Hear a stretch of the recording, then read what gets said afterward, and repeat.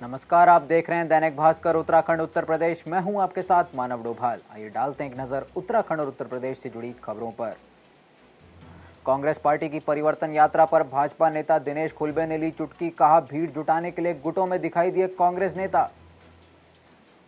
बीते दिनों हुई कांग्रेस की परिवर्तन यात्रा को लेकर एक और जहां कांग्रेस उत्साहित है, तो वहीं सूबे में सत्तारूढ़ भाजपा कांग्रेस की इस परिवर्तन यात्रा को गुटों की यात्रा बताकर इसे फ्लॉप करार दे रही है, जिसके चलते भाजपा के वरिष्ठ नेता दिनेश खुलबे ने चुटकी लेते हुए कहा कि बीते दिनों जो कांग्रेस की परिवर्तन यात्रा निकली वह परिवर्तन यात्रा नहीं बल्कि गुटों की यात्रा थी और कांग्रेस नेता लोगों की भीड़ जुटाने के लिए गुटों में दिखाई दिए। वहीं दूसरी तरफ कांग्रेस के वरिष्ठ नेता हरेंद्र बोरा ने भाजपा सरकार को घेरते हुए कहा कि भाजपा कांग्रेस की लोकप्रियता को देखते हुए बौखला गई है। साथ ही उन्होंने कहा कि डबल इंजन वाली प्रदेश की भाजपा सरकार आज लोगों को बेहतर चिकित्सा शिक्षा देने के मामले में पूरी तरह फेल है और इस बार 2022 में प्रदेश में बड़ा परिवर्तन होगा और कांग्रेस की सरकार बनेगी। परिवर्तन यात्रा, कांग्रेस ने जो परिवर्तन यात्रा निकाली तो उसमें आप लोगों ने देखा होगा कि किस प्रकार से अपार जनसमूह जो है लाल कुआं में पहुंचा। भारतीय जनता पार्टी के लोगों को ये नहीं दिख रहा है कि भाई जनता ने जो है मन बना रखा है इस बार सरकार को बदलने का, क्योंकि देखिए आप इन 4.5 वर्ष के कार्यकाल में महंगाई कहाँ पहुँच गई है। सारी चीज़ें महंगी हो गई है। तेल के दाम देख लीजिए, डीजल देख लीजिए, पेट्रोल देख लीजिए, खाने वाले तेलों के देख लीजिए, दाल वगैरह सब दाम देखिए, गैस सिलेंडर के आप दाम देख लीजिए। भाई जनता तो त्रस्त है ही। भाई जनता जब त्रस्त होगी तो सरकार में बदलाव पक्का आएगा और मैं कहना चाहता हूं कि 2022 में जो है यहाँ पर उत्तराखंड में कांग्रेस की सरकार आएगी और भारतीय जनता पार्टी वालों को अपने चश्मे का जो है नंबर बदलना चाहिए और ये देखना चाहिए। वो कहते हैं कि किराए में यहाँ पर लोग आए थे।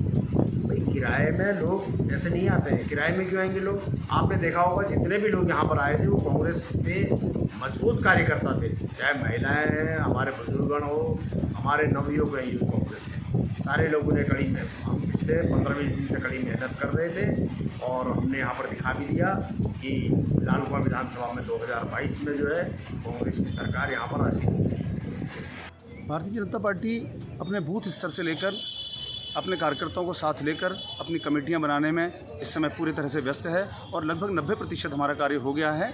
जनता में से बड़ा अच्छा संदेश मिल रहा है। जहां तक परिवर्तन यात्रा का सोचना है तो ये परिवर्तन यात्रा तो सिर्फ एक बरसाती मेढक वाला काम है। जैसे बरसाती मेढक सिर्फ बरसात में निकलता है, 5 महीने बाद चुनाव हैं, तो यह लोग इस समय पर सड़क पर आकर दिखाने की कोशिश कर रहे हैं कि हम भी कांग्रेस। आज स्थिति ये हो गई है कि कांग्रेस भी कोई राजनीतिक दल है, यह बताने का ये लोग प्रयास कर रहे हैं।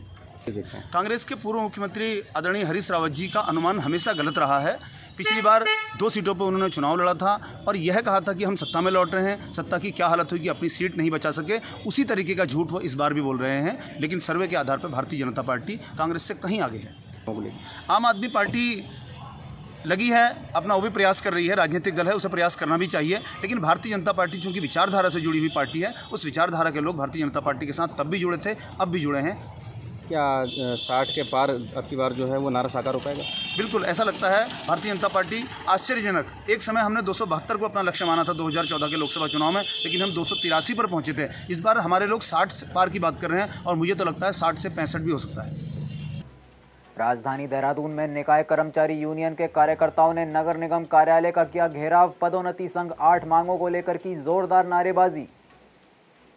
निकायों में इंश्योरेंस क्लेम, कर्मचारी की स्थायी पदोन्नति के साथ कुल 8 सूत्रीय मांगों को लेकर राजधानी देहरादून में निकाय कर्मचारी संघ सफाई कर्मचारी यूनियन के कार्यकर्ताओं ने नगर निगम कार्यालय का घेराव करते हुए अपनी मांगों को पूरा करने के लिए जोरदार नारेबाजी की।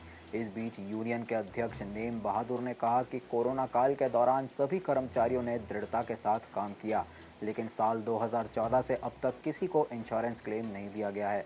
साथ ही उन्होंने कहा कि हाउस रेंट को लेकर 7वें वेतनमान के बाद भी सभी सरकारी महकमों में हाउस रेंट का लाभ दिया गया है, लेकिन उनके निकायों को नहीं दिया गया, जिसके लिए मुख्यमंत्री पुष्कर सिंह धामी को भी इस विषय से अवगत कराया गया है। हमारी मांगे हैं 8 सूत्रीय मांग है।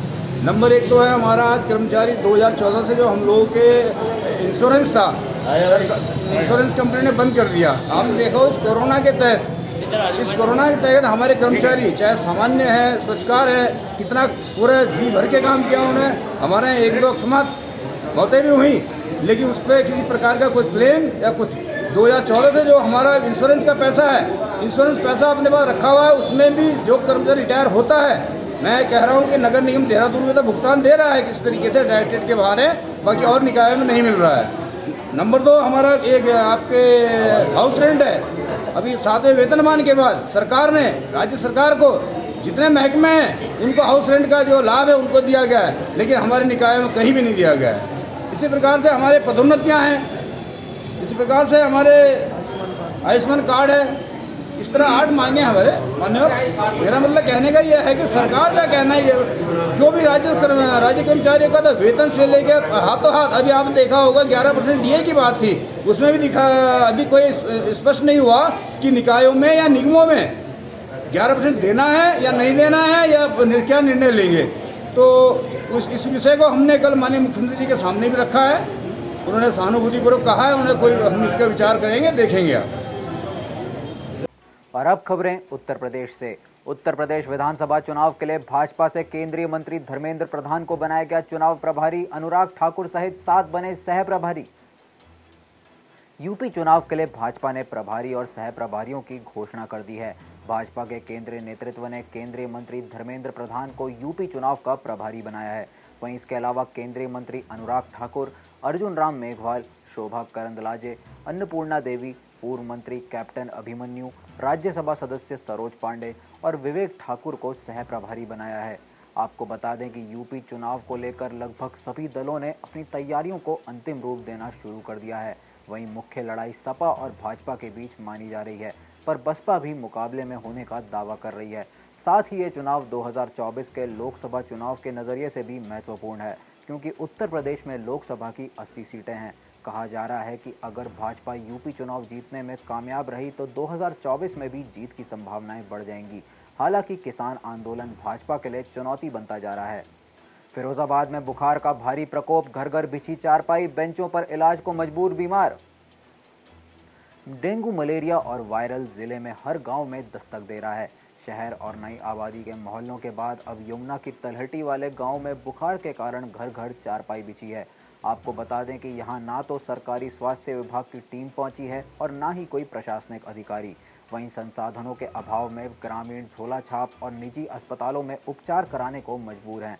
ग्रामीणों का कहना है कि हालात गंभीर हो जाएं तो फतेहाबाद जाना पड़ता है और इन गाँव के नज़दीक स्थित निजी क्लिनिकों पर भी कतार लगी है। बुलेटिन में आज के लिए बस इतना ही।